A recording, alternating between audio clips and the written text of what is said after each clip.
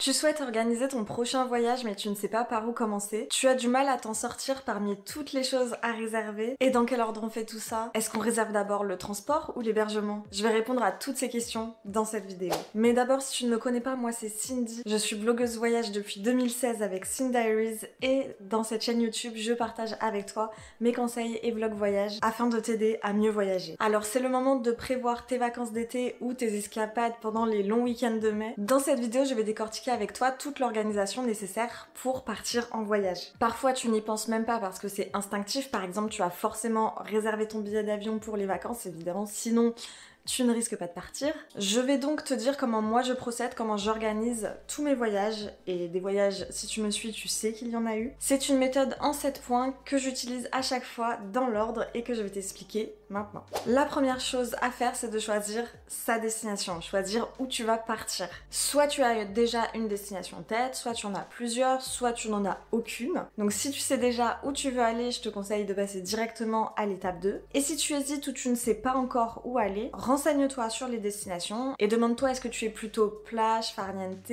aventure, montagne, nature, froid, chaleur, voilà. Si tu ne sais pas ce qui te ferait plaisir, j'ai une technique pour toi. Liste ce que tu ne veux absolument pas en voyage. C'est souvent plus facile de commencer par lister ce qu'on ne veut pas plutôt que ce que l'on veut. Par exemple, je ne veux pas une destination trop chère, je veux pas du froid pendant mes vacances et je veux pas faire des escales en avion. Dans ce cas-là, ça veut dire que je veux une destination avec de la chaleur, pas chère et sans escale depuis ma ville de départ. Donc, on peut éliminer les pays du nord de l'Europe et on se concentre plutôt sur les pays du sud ou de l'est qui sont moins coûteux et selon la période avec un assez bon climat. Et ensuite, on regarde les trajets directs depuis ta ville de départ. Après ça, tu auras une liste des destinations possibles et il ne te reste plus qu'à choisir. Une chose importante à cette étape, c'est évidemment de décider si tu veux faire une destination plutôt fixe ou en mode road trip. Si tu cherches des idées de destination, tu peux t'inspirer via les livres comme le mien. Mon livre Où partir chaque mois te donne des idées de destination pour chaque mois de l'année en fonction du climat, de l'activité touristique, des festivités. Si tu veux te le procurer, je te mets le lien en description. Et ensuite, parmi les destinations que tu as sélectionnées, il va falloir faire un choix. Là, je te conseille de regarder les attractions touristiques, celles que tu préfères, celles que tu as absolument envie de voir. Demande-toi pour quelle destination aussi il faut un passeport ou un visa, parce que si c'est le cas, tu vas devoir t'y prendre en avance et ça a un coût supplémentaire. En parlant du coût, demande-toi quel est le coût de la vie sur place. Est-ce que ça rentre dans ton budget? Vérifie bien ces étapes avant de réserver l'avion, parce que ce serait bête d'avoir un aller-retour à Londres pour 50 € et se dire chouette, je vais à Londres, c'est dans mon budget, sauf que après tu en as pour plus de 100 € par nuit, plus toutes les activités sur place qui sont assez coûteuses, même pour se nourrir. Et donc au final, tu vas t'apercevoir que, ok, le billet d'avion n'était pas cher, mais par contre Londres c'est une ville très chère sur place. Donc regarde combien coûte les nuits d'hôtel en moyenne, les repas, les activités, tout ça. Pour ça, j'ai un site que je regarde, c'est combien-coûte.net, qui te donne une estimation du coût de la vie en fonction des logements, des repas, des courses, du taxi, etc. dans toutes les destinations du monde possible. Deuxième étape pour organiser ton voyage, déterminer les dates de voyage. Quand est-ce que tu souhaites partir? À quelle période? Est-ce que tu as des congés spécifiques? Mon conseil, c'est vraiment de s'y prendre le plus tôt possible pour avoir les meilleurs prix et plus de flexibilité. Combien de temps tu prévois sur place? Pour un city trip, peut-être prévois un week-end, quelques jours. Si tu prévois de faire une petite île ou une destination avec des activités juste autour, pas trop loin, tu peux faire ça sur une semaine. Et après, si t'es plutôt en mode road trip où tu vas te déplacer, tout ça, je te conseille au moins une semaine jusqu'à plusieurs mois après. Donc tout dépend de ton rythme de voyage, de ce que tu aimes faire, si tu es plutôt du genre à enchaîner les activités ou à te reposer en vacances. C'est à déterminer en fonction de ta destination, mais aussi de ton budget. Par exemple, je te déconseille de partir une semaine en Amérique latine parce que en plus des heures de vol, du jet lag, l'Amérique latine, il y a des grandes distances entre les choses à voir. Du coup, en une semaine, tu risques de ne vraiment pas profiter. Par contre, à l'inverse, je te déconseille de rester, par exemple, une semaine à Bruxelles. J'ai rien contre vous, les Belges, d'ailleurs, j'adore Bruxelles. Mais en une semaine de visite juste à Bruxelles, je pense que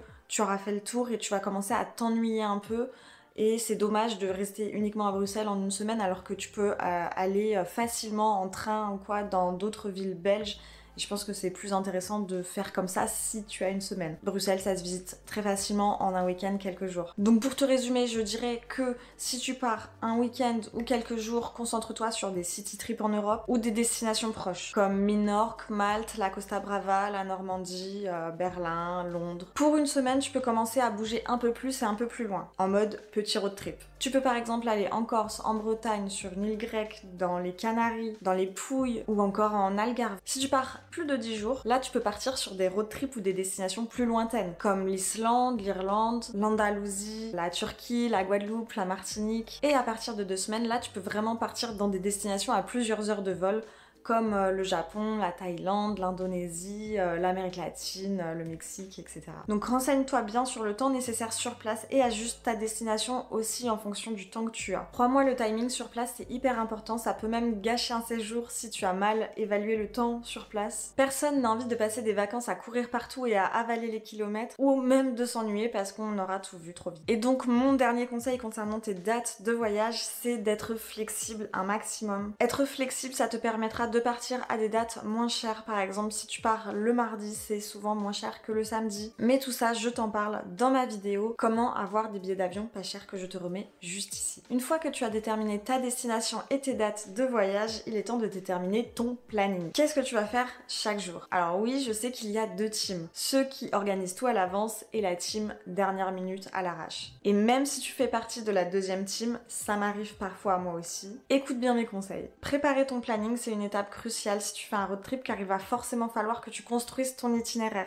Mais cette étape, elle est intéressante même si tu es sur un city trip ou que tu restes au même endroit. Pourquoi? Car elle te permet de savoir tout ce qu'il y a à faire autour de toi. Pour ça, il y a 3 étapes de préparation que moi j'utilise tout le temps. C'est d'abord, premièrement, de regarder sur des blogs, des sites de voyage, des guides de voyage comme le Routard, Lonely Planet, tout ça. Quels sont les incontournables dans ta destination et quels sont les lieux que toi t'as envie de voir. Donc tu notes tout ça sur un petit papier. Et ensuite, moi, la deuxième chose que je fais, c'est que ces lieux-là, je check sur une map, donc sur Google Maps ou Maps.me, et je mets des points de tous ces lieux sur une carte. Et ensuite, la troisième chose, c'est que je regarde les distances entre ces points pour avoir une idée de combien de temps de trajet ça prend, en bus, en voiture, en train, etc. J'essaie de voir s'il y a des transports.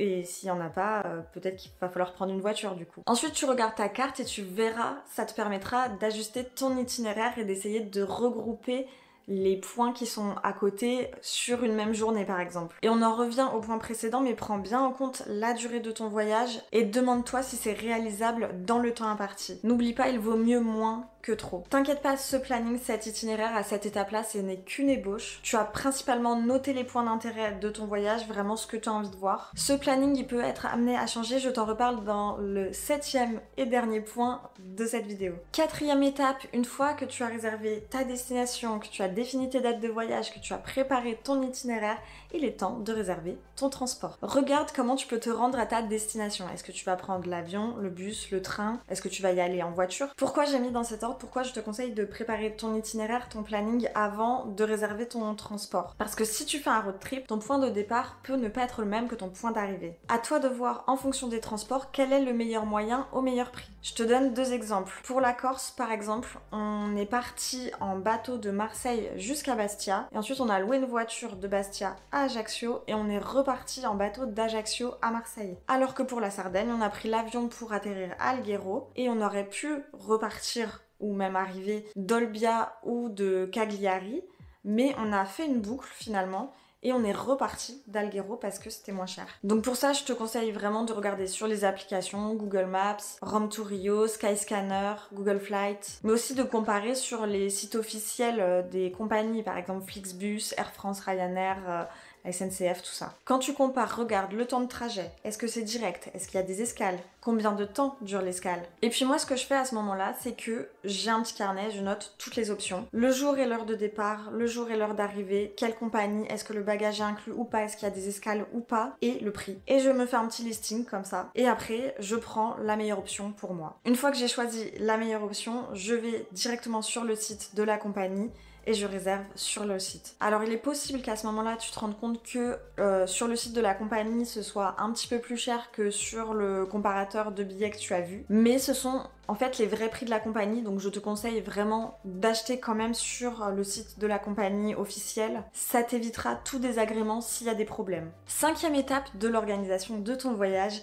c'est de savoir comment tu vas te déplacer sur place. Si tu pars en city trip, demande-toi, est-ce que la ville est bien desservie en transport? Combien coûtent les transports en commun? Est-ce que tu vas devoir prendre une carte de transport en commun? Si oui, est-ce que si sur une semaine tu vas prendre une carte d'une semaine par exemple, ou est-ce que finalement tu peux tout faire à pied? Si tu pars hors ville, demande-toi quel transport tu vas prendre. Est-ce que tu vas prendre ta voiture? Est-ce que tu vas louer une voiture? Est-ce que tu vas prendre un van? Est-ce que tu vas prendre des bus, des trains? Par exemple, lors de mon road trip autour de la péninsule ibérique, perso, j'ai tout fait avec les transports en commun. J'ai pris des bus, des trains, j'ai pris des blablacar, j'ai pris tout ce qu'il y avait de moins cher. À Chypre, par exemple, on a fait une semaine où on a loué une voiture et c'était vraiment pratique pour se déplacer. Les routes étaient bien équipées, ça coûtait pas cher, on a loué moins de 300 € pour la semaine la location de voiture. Pour la Corse, comme je te l'ai dit, on a loué une voiture sur place, on aurait pu prendre la voiture sur le ferry et se déplacer avec notre voiture sur l'île, mais on a comparé et finalement ça coûtait moins cher de prendre le ferry sans voiture et de louer une voiture sur place. Et en Bretagne par exemple, je suis partie en van. C'est une option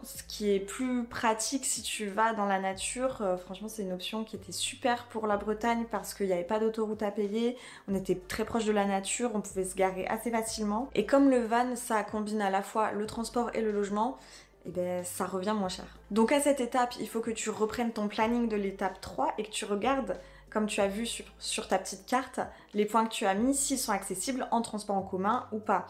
Comme je t'ai dit, s'ils sont pas accessibles en transport en commun et que tu as vraiment envie de les voir, il va peut-être falloir penser à prendre une voiture ou un taxi pour une fois par exemple, mais c'est à toi d'y penser à ce moment-là. Et donc s'il faut louer une voiture, je te conseille de regarder les comparateurs de location de voiture comme Rentalcar, BSB Auto, mais encore une fois, réserve directement sur le site de la compagnie. Attention, certaines agences de location de voitures, notamment les agences locales, ne prennent pas la carte de crédit française dite carte de débit. C'est un piège dans lequel on tombe souvent. Et ils vont te demander de payer un supplément, une assurance, etc. C'est pourquoi je te conseille de passer plutôt par des agences internationales comme Sixt, Avis, Hertz, Europcar, tout ça. 6e et avant-dernière étape de l'organisation de ton voyage, il est temps de réserver ton hébergement. Hôtel, Airbnb, gîte, auberge de jeunesse, camping, quel type d'hébergement tu veux. Mais surtout, quel budget tu as pour ton hébergement, parce que ça déterminera forcément quel type d'hébergement tu veux. Pour ça, j'avais fait une vidéo sur YouTube sur les différents types d'hébergement en voyage, je te remets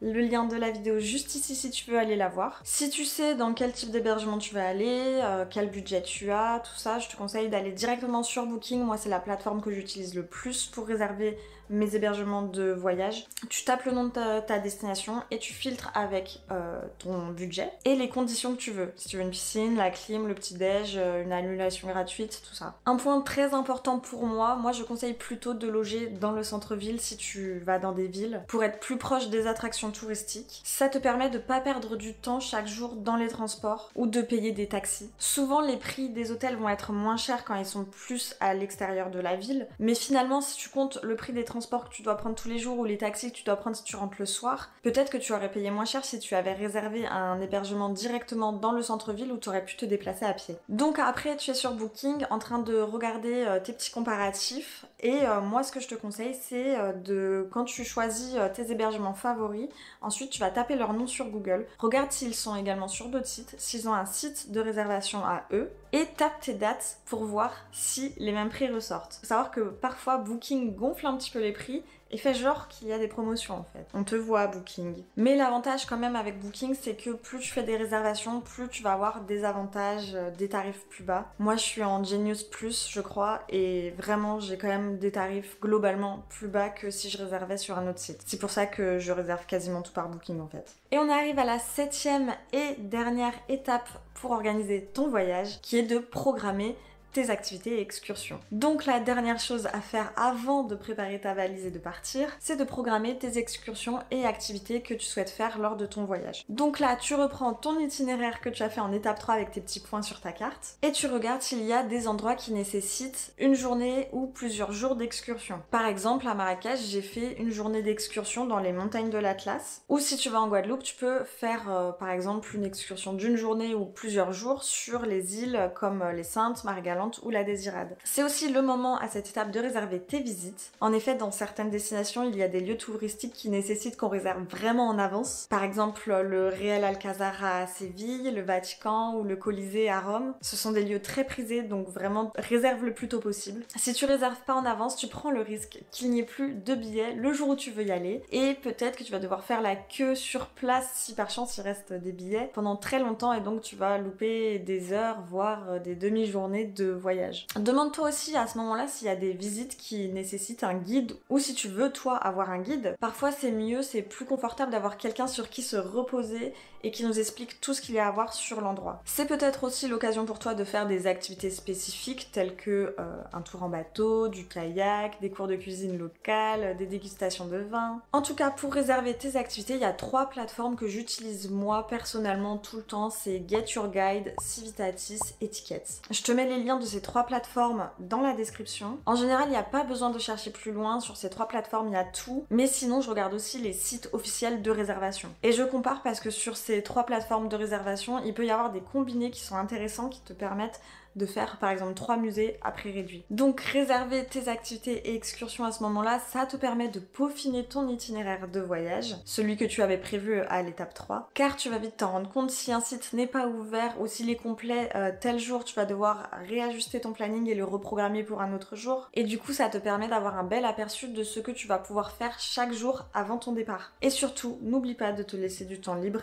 pour chill. Prévoir tes activités à l'avance, ça va te permettre d'être plus serein et de ne pas avoir à te prendre la tête une fois sur place. Car tu sauras déjà tout ce que tu as à faire chaque jour. Dans cette vidéo, je ne t'ai pas parlé de si tu devais faire ton passeport ou ton visa, si tu devais avoir un vaccin, si tu devais prendre une assurance du voyage ou un médicament comme l'antipaludisme. Tout ça, ça nécessite du temps. Par exemple, un passeport, ça met 3 mois à se faire, voire plus. Donc, il faut quand même s'en occuper le plus tôt possible. Après, si ça t'intéresse, je peux faire une vidéo là-dessus sur toutes les choses auxquelles il faut penser avant de partir en vacances. Si ça t'intéresse, dis-moi en commentaire. Je te résume donc les 7 choses à faire pour organiser ton voyage. La première, c'est de choisir ta destination. La deuxième, déterminer tes dates de voyage. La troisième, planifier ton itinéraire. La quatrième, réserver tes transports. La cinquième, savoir comment tu vas te déplacer sur place et donc louer une voiture s'il t'en faut une. La sixième, de réserver ton ou tes hébergements. Et enfin la septième, de programmer tes excursions et activités. J'espère que cette vidéo elle t'aura plu et surtout elle t'aura aidé à préparer